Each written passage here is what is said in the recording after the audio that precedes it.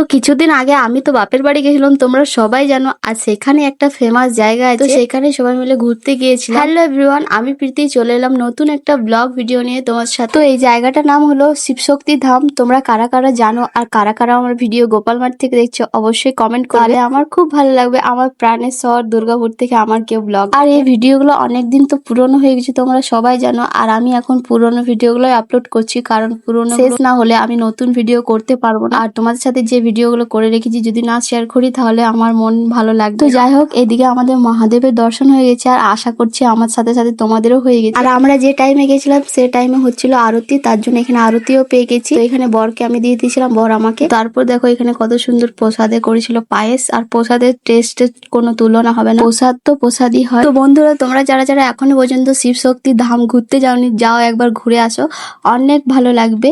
আর এখানে তো আমাদের রানীগঞ্জের রাম মন্দির তো আছে, আর এই যে গোপাল মাঠে রয়েছে শিবশক্তি ধাম। তো আমাদের ঘোরা হয়ে গেছিল, এবার মন্দির থেকে বেরিয়ে এসেছি কিছু খাওয়ার জন্য। তো সামনে মোমো স্টল ছিল, মোমো স্টল থেকে কিছু মোমো নিয়ে নিই। তো এখানে মোমোটা বর খাওয়ার পর বলছে টেস্ট নেই, তো কিছু করার নেই, নিয়ে নিচে তো খেতে হবে। আমাকে এখানে বর খাইয়ে দিল, ভালোবাসা।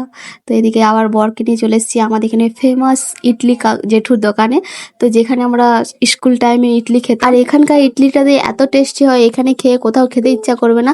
তো বর এখানে ফার্স্ট টাইম ট্রাই করলো সাম্বার বড়া, তো আমি একটু খেলাম। আর বাইরে পড়ছে বৃষ্টি, আর বাড়ি চলে এসেছিলাম। বাড়িতে এসে মেয়ের জন্য মোমো নিয়ে এসেছি, মেয়ে মোমো খেতে খুব পছন্দ করে। তো দেখো এখানে খাচ্ছিল।